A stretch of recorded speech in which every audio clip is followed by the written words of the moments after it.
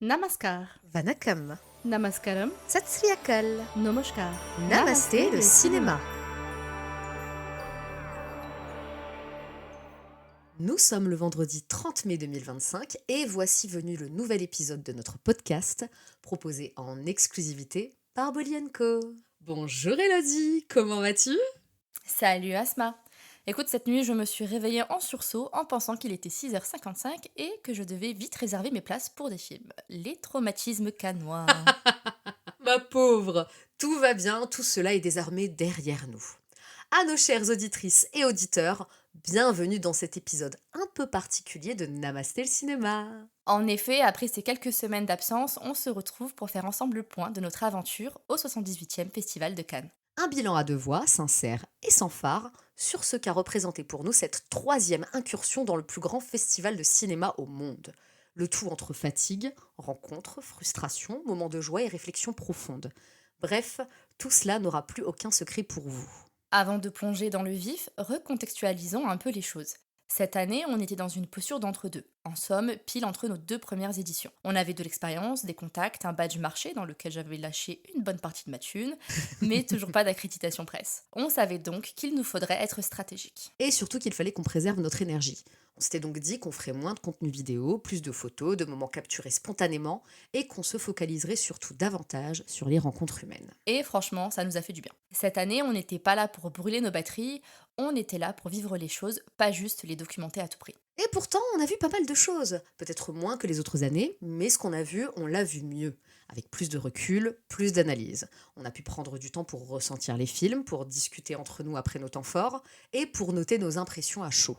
On a testé un format plus simple pour le contenu vlog, moins de montage complexe, plus de photos et des posts plus spontanés, notamment en stories. Et honnêtement, ça a permis de mieux savourer chaque moment. Mais il faut le dire, ce choix, s'il nous a soulagés, nous a aussi laissé un léger goût d'inachevé. Car effectivement, il y avait des idées qu'on aurait voulu concrétiser. Des formats audio à tester sur place, des vidéos plus intimistes, peut-être un carnet sonore. Mais l'énergie, le temps et les moyens nous ont manqué.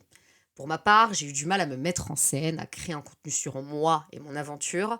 J'ai l'habitude de me cacher derrière les histoires que je raconte et les films que je recommande, mais être au centre de l'image, sans possibilité de détourner l'attention sur quelqu'un d'autre, c'était difficile.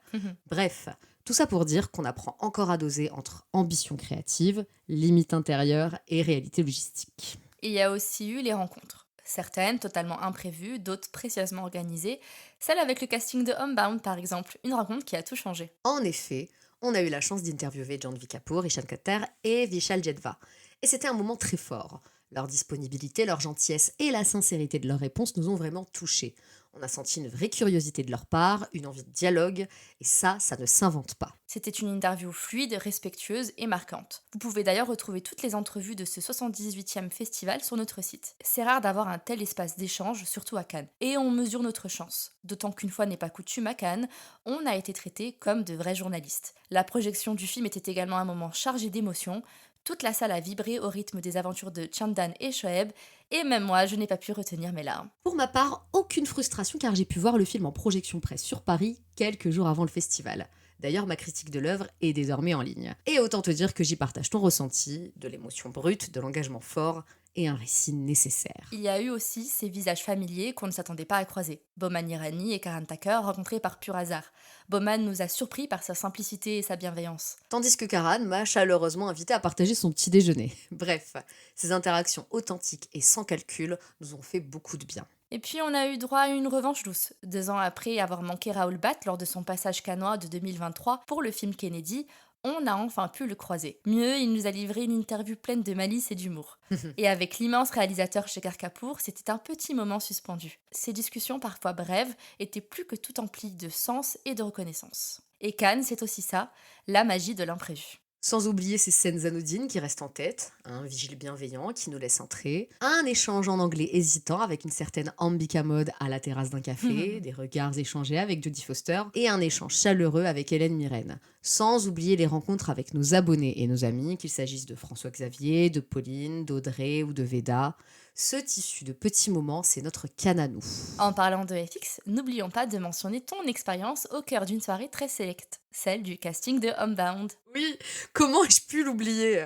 Un grand merci FX, qui est le sous-titreur français du film, de m'avoir embarqué comme +1 lors de cette soirée privée.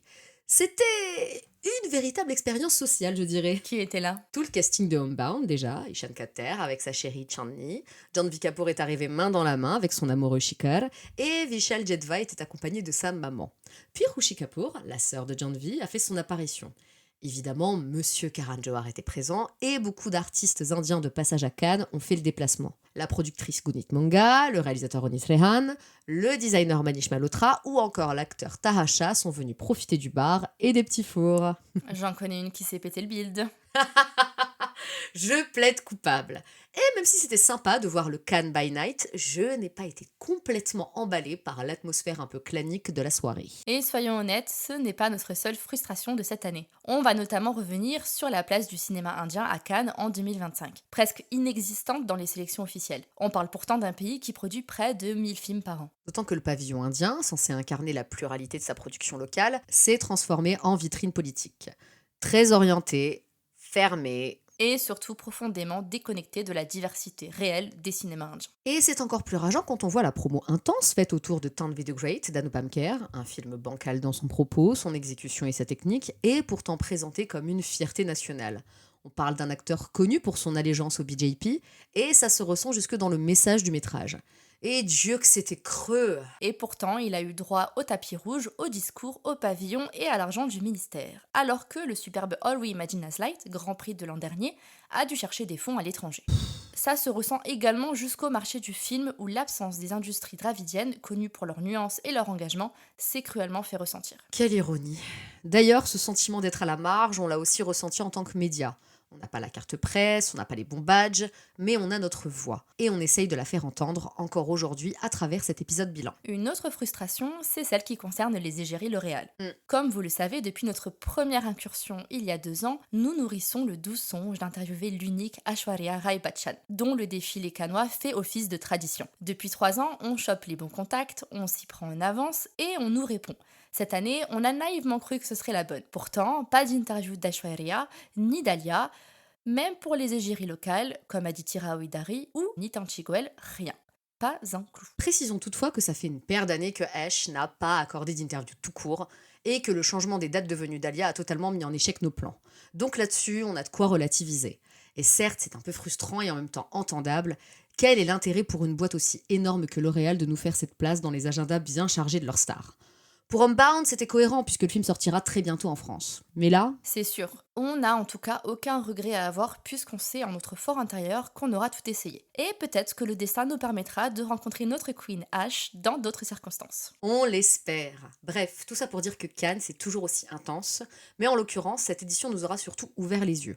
On aime sincèrement ce festival, mais on ne veut plus s'y perdre. On veut le vivre autrement, à notre rythme et selon nos codes. On a besoin de sens, de rencontres sincères, de récits puissants. Et on pense que c'est peut-être ailleurs qu'on les trouvera. À Goa, à Berlin, à Londres ou à New York, qui sait? Ce sera donc notre dernière aventure sur la croisette, pour l'instant. Car quitte à dépenser notre temps, nos précieux congés, notre énergie et notre argent, autant que ce soit au service d'un festival spécialiste du cinéma indien. Vous ne trouvez pas? De fou! Et puis il y a vous qui nous écoutez, nous soutenez, nous relancez. Ce podcast est à vous autant qu'à nous, et il évolue avec nous. Il nous pousse à rester curieuses, ouvertes et intègres. En tout cas, merci encore pour votre fidélité, pour vos partages, vos messages et vos recommandations. C'est ce lien avec vous qui fait toute la beauté de notre histoire qui dure depuis bientôt 15 ans. Alors ce Cannes 2025, c'était quoi pour nous? Une étape de plus dans notre parcours, un miroir sur nous-mêmes et sur les valeurs que nous incarnons, et un tremplin pour la suite que nous donnerons à Bolly & Co, en ligne comme sur le terrain. Maintenant que cette belle aventure est terminée, on reprend les bonnes habitudes. Les festivals, c'était génial, mais on a juste envie de revenir à ce qu'on aime faire avec ce podcast, couvrir l'actualité croustillante des cinémas indiens. Et pour ce faire, rendez-vous dès vendredi prochain pour un nouvel épisode centré sur les news et toujours avec le même mantra. Namasté le cinéma.